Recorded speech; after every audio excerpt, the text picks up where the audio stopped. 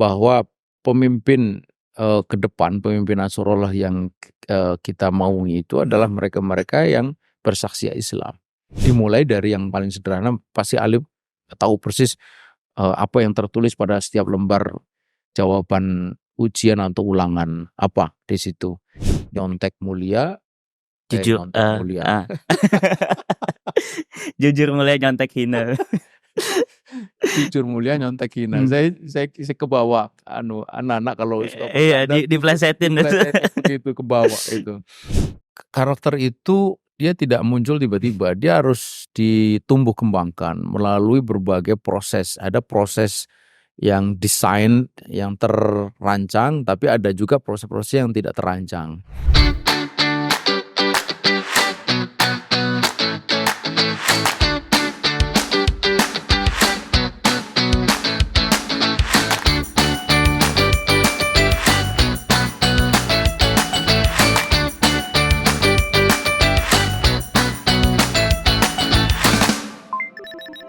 Better education for better life.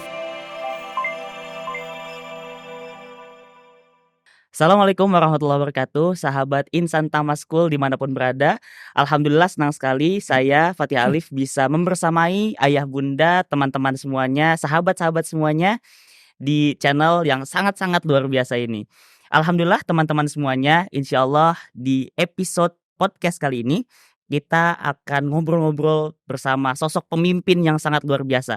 Dan insya Allah hari ini kita akan membahas tema tentang kepemimpinan Ansarullah. Nah, bagaimana kepemimpinan Ansarullah itu? Langsung aja kita ngobrol dengan pakar ya, Ustadz Ismail Lusanto. Assalamualaikum Ustadz. Waalaikumsalam warahmatullahi wabarakatuh. Ustadz, mungkin sebelum kita mulai boleh disapa dulu nih teman-teman yang ada di Insan Tama Channel. Ya, Assalamualaikum warahmatullahi wabarakatuh. Teman-teman, sahabat, ayah, bunda, pemirsa dimanapun berada, alhamdulillah kita bisa berjumpa di channel yang luar biasa ini bersama host kita yang luar biasa. Masya Allah. Bang Arif. Fatih Alif. Oh, Fatih Alif. Fatih Alif. Ibnu Fatih Karim. Aduh.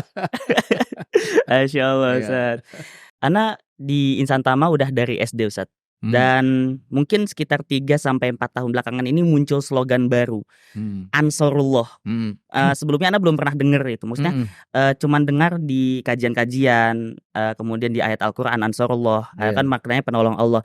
Maksudnya apa esensi Insan Tama mengambil kata Ansarullah ini Ustaz untuk melengkapi sekolah calon pemimpin Ansarullah. Nah itu maknanya apa nih Ustaz? Iya, dari awal ketika kita mendirikan sekolah Insan Tama, SMP, SMA, ya selepas SD, itu memang kita mentahbiskan diri itu sebagai sekolah calon pemimpin.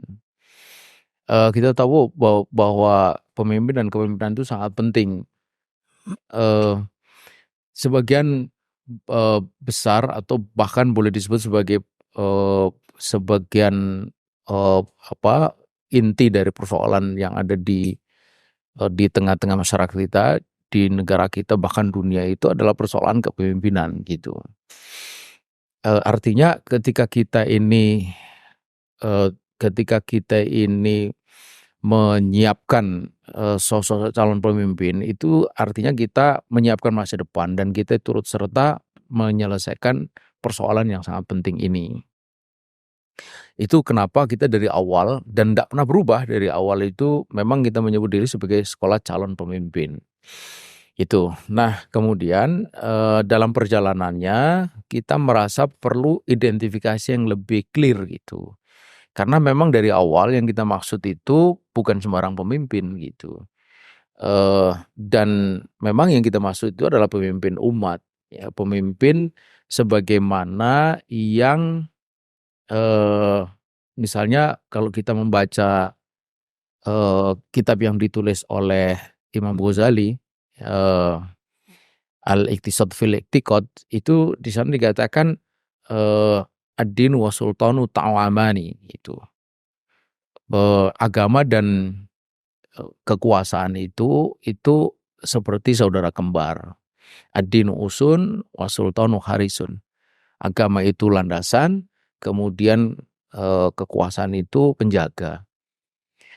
Famala usalahu famahdumun. Apa yang tidak ada pondasi itu akan hancur. Sebaliknya juga famala harisalahu fadai, dan yang tidak punya penjaga itu akan hilang gitu. Nah, jadi dari apa yang dikemukakan oleh Imam Ghazali itu, kita bisa melihat betapa pentingnya kepemimpinan itu, kekuasaan tentu saja di situ ada kepemimpinan gitu. Tapi kepemimpinan yang dia itu melekat embedded dengan agama gitu. Nah, kemudian kita melihat bila demikian berarti ini harus dicetuskan gitu supaya lebih spesifik. Dan memang di dalam Al-Quran ada istilah itu. Itulah yang kita sebut itulah yang kita baca dengan istilah Ansarullah, itu penolong Allah. Dan di dalam penjelasan ayat ini yang dimaksud dengan Ansarullah itu Ansaru dinillah. Penolong Allah, penolong agama Allah gitu.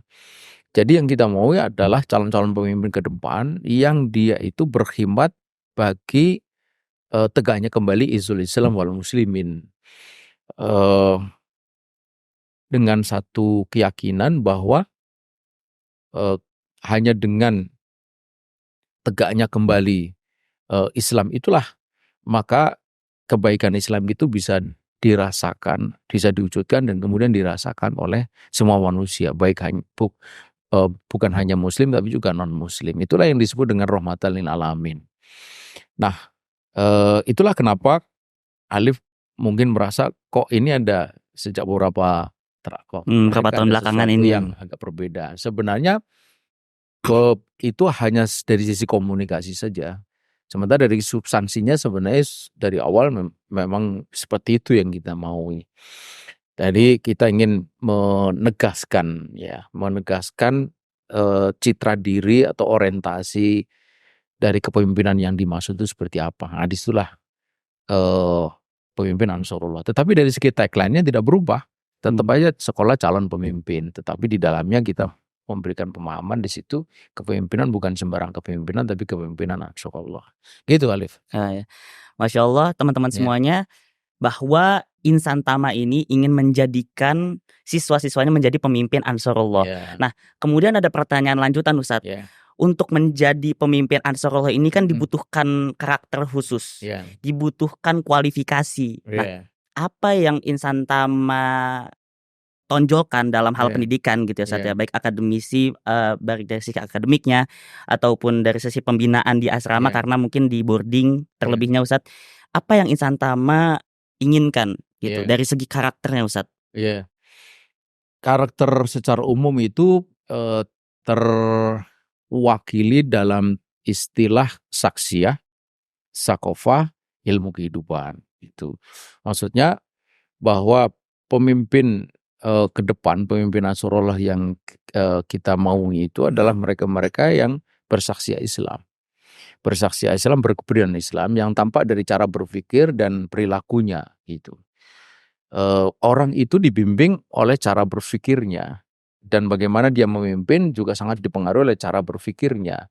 Kepemimpinan itu kan kaitannya dengan kewenangan dan kewenangan itu akan menentukan keputusan-keputusan itu diambil dan ketika dia mengambil keputusan pasti akan dipengaruhi oleh cara berpikirnya itu yang pertama. Kemudian yang kedua,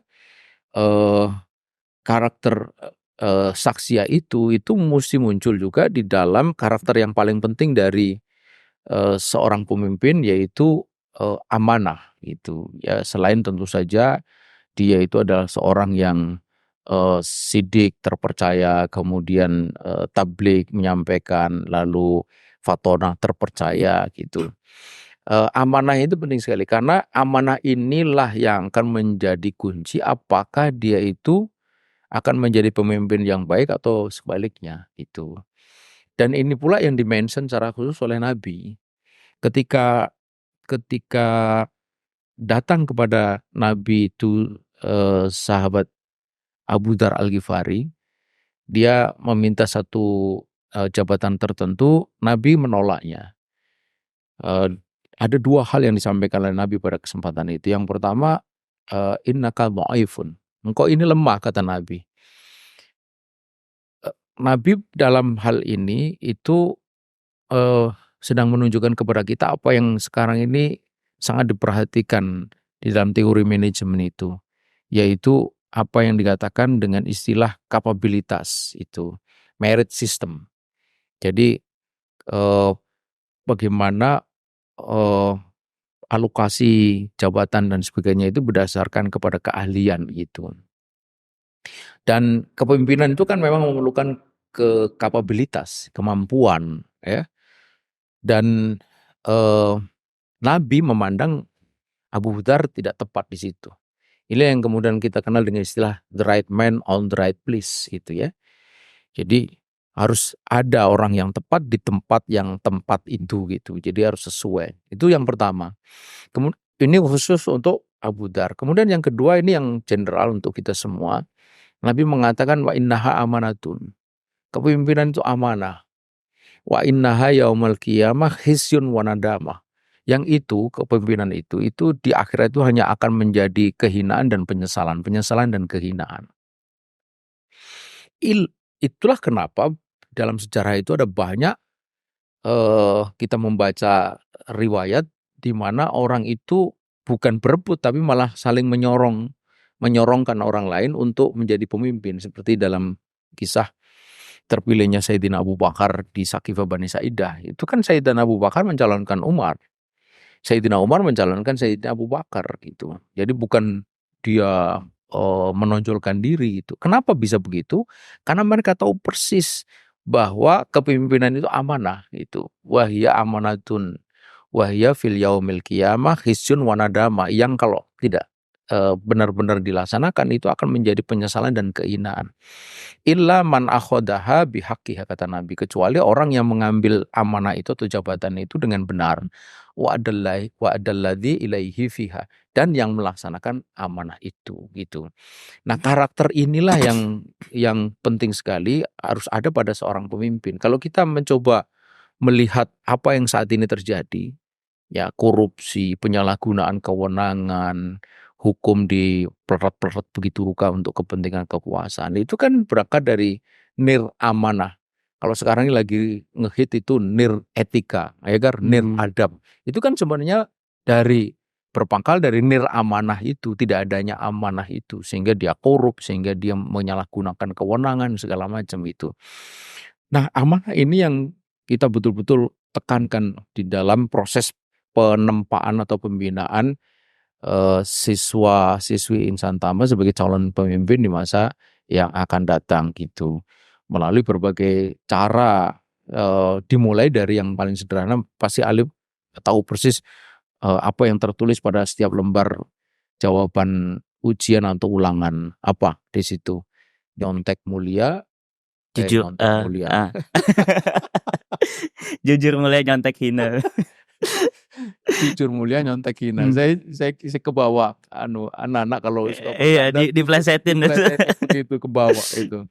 Jadi jujur mulia nyontek hina gitu. Dari situ itu basic ya Ustaz sebenarnya yang basic sekali karena itu kan sesuatu yang relate dengan apa yang menjadi keseharian siswa, ya kan? Siswa itu kesehariannya itu pasti yang paling ya kadang ada drama-drama itu kan ketika ngerjain soal ujian kan, mulai nyontek segala macam kan di situ gitu. Jadi situ kita ingin menanamkan kejujuran itu basis yang sangat penting dari amanah itu gitu. Nah, karakter semacam ini, dan tentu saja ada yang lainnya adalah yaitu bahwa harus ada juga punya skill. Itulah yang kita sebut sebagai ilmu kehidupan. Jadi saksiyah, kemudian sakofah. Seorang pemimpin muslim dia harus mengerti bagaimana pemimpin itu misalnya dalam mengambil keputusan gitu, berdasarkan apa itu. Kalau dalam teori manajemen itu disebut DMP, decision making process itu. Nah, kita sekarang sedang menjalankan PPSK namanya, PPKS, program pengembangan kepemimpinan siswa. Itu di situ ada materi DMP, decision making process. Bagaimana seorang pemimpin muslim itu mengambil keputusan. Apa basis pengambilan keputusan, apa dasarnya, apa alternatif atau kemungkinan-kemungkinan yang bisa diambil dalam pengambilan keputusan. Kalau kemudian harus diprioritaskan, apa prioritasnya, apa the most priority, apa yang less priority, itu semua diajarkan sedemikian sehingga setelah dia punya karakter amanah, dia juga punya skill, punya kemampuan di dalam menghandle persoalan. Di antaranya adalah soal pengambilan keputusan dan lain-lain sebagainya gitu. Itu yang kita terus binakan pada anak-anak kita gitu. Ustadz, tadi kan Ustadz Ismail sempat mention tentang karakter-karakter pemimpin Ansarullah, mulai dari sakofahnya, ilmu kehidupannya. Nah, kemudian ada pertanyaan lanjutan, Ustadz. Apakah seorang pemimpin itu harus ada batasan usia tertentu, atau bagaimana caranya supaya generasi-generasi muda ini bisa menumbuhkan karakter-karakter tersebut? Apakah ada usia minimal, misalnya 40 tahun untuk menjadi seorang pemimpin?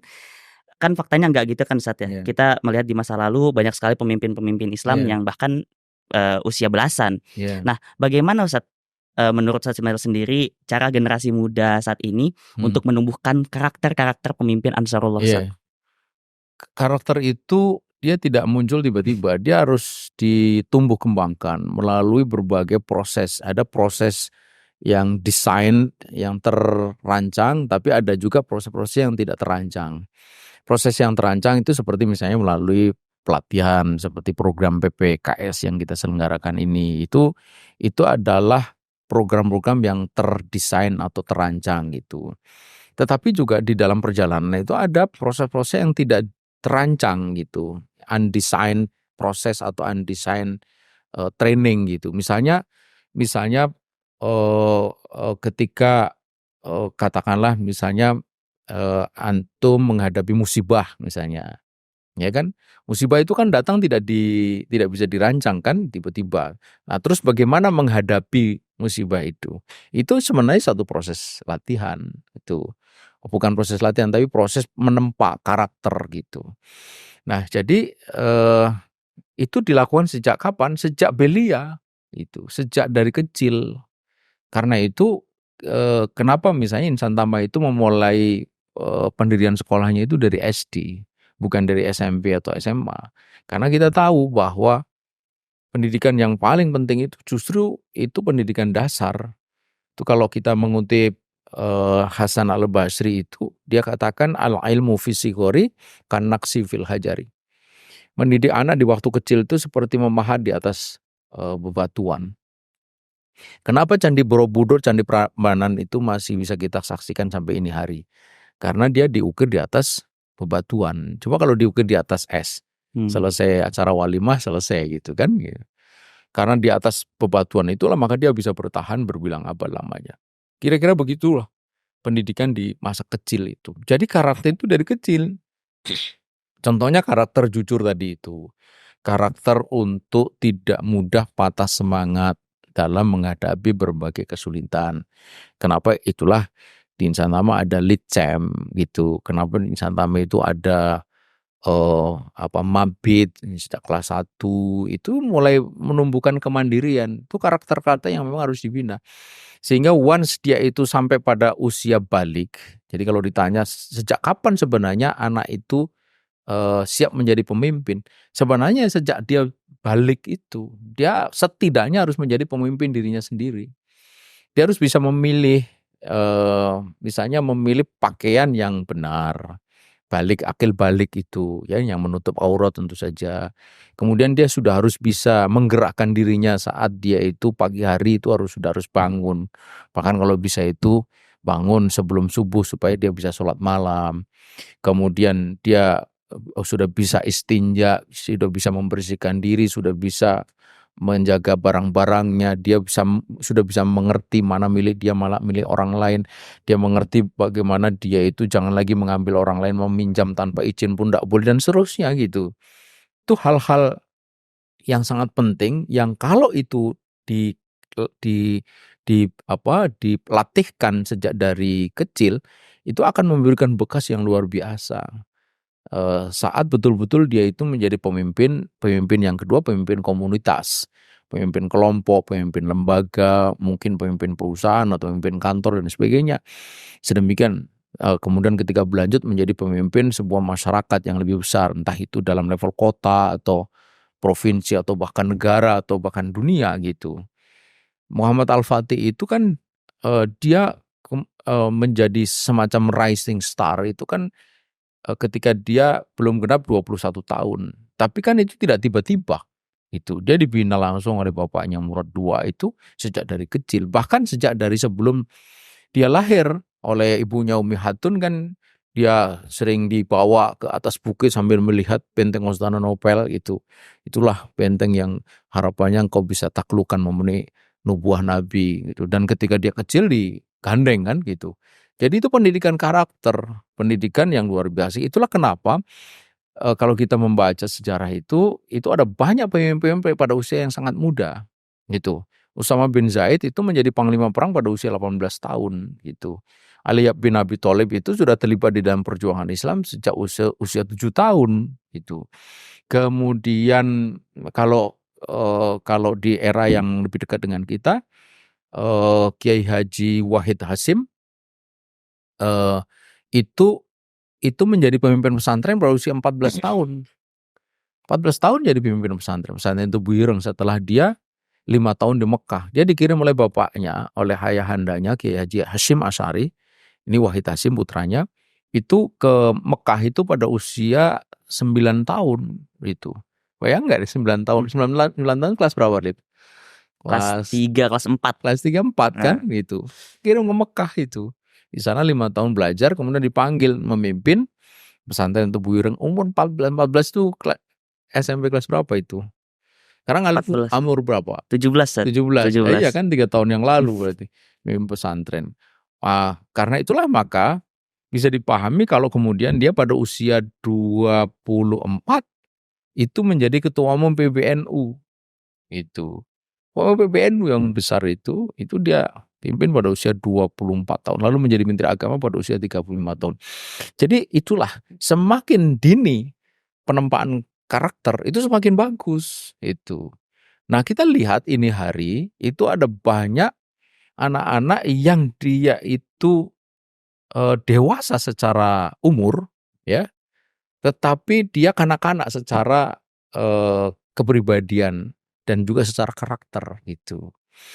Kenapa bisa begitu? Karena tadi bahwa pendidikan itu hanya bertumpu pada aspek-aspek kognisi gitu, tapi melupakan aspek-aspek afeksi maupun psikomotorik, aspek-aspek pembentukan karakter. Kita memang memerlukan dua sekaligus, kompetensi dan karakter gitu.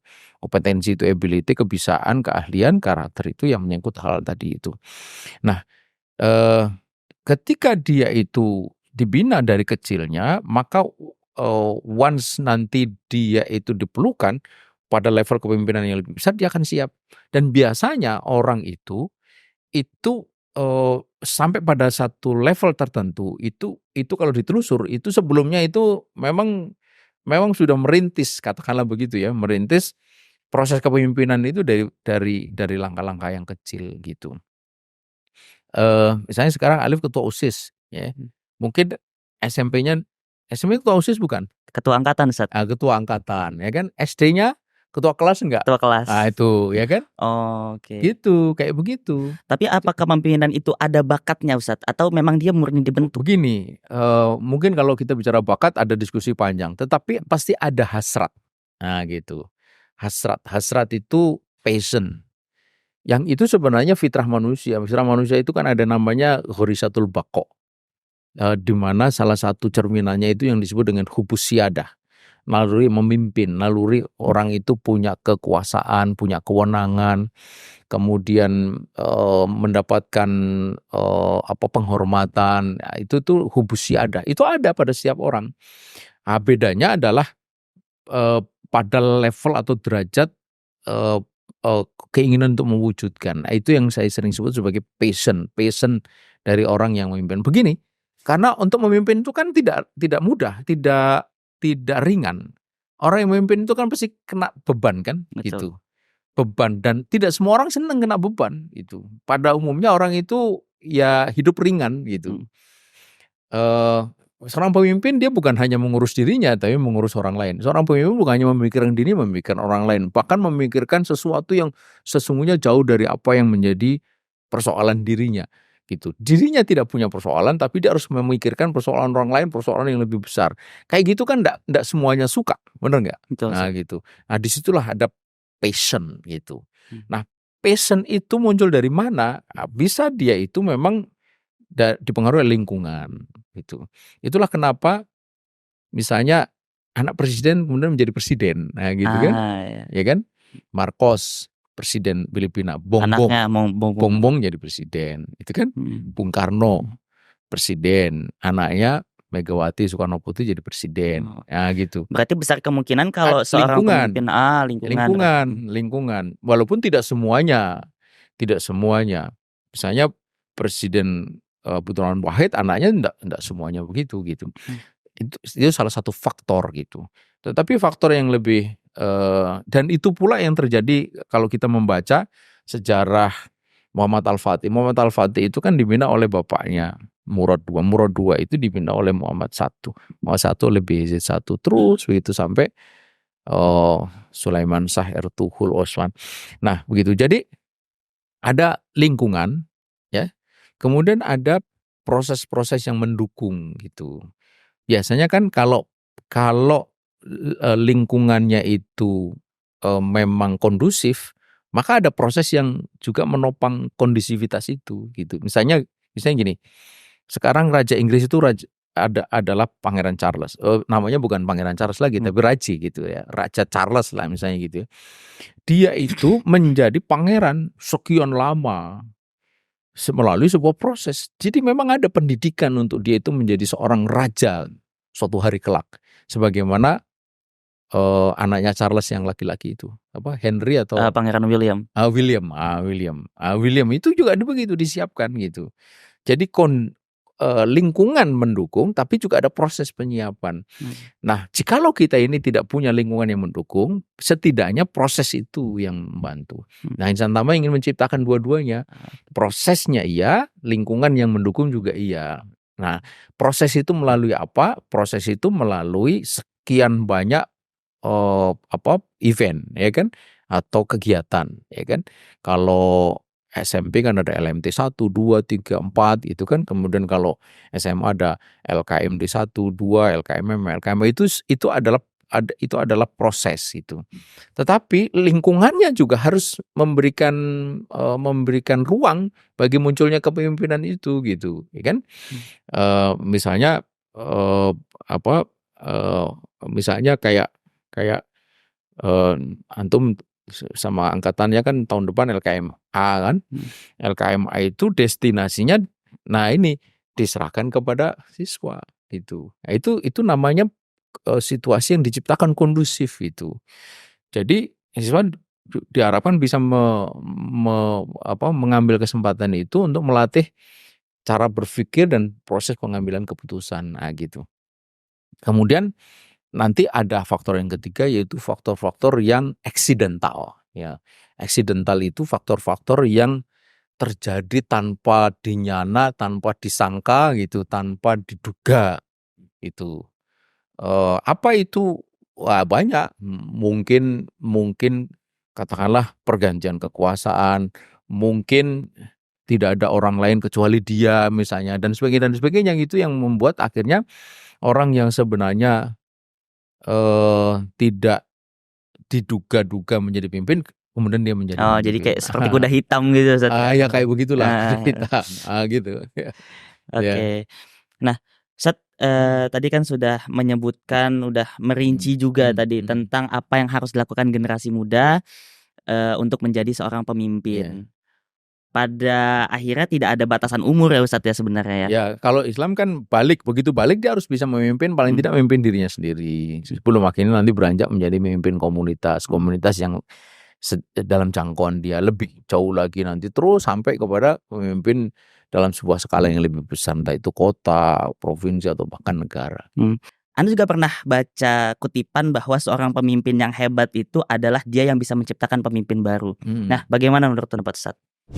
Orang yang mengerti bahwa misi itu berbilang generasi, pasti dia akan memikirkan pergantian kepemimpinan dan karenanya penyiapan kepemimpinan gitu.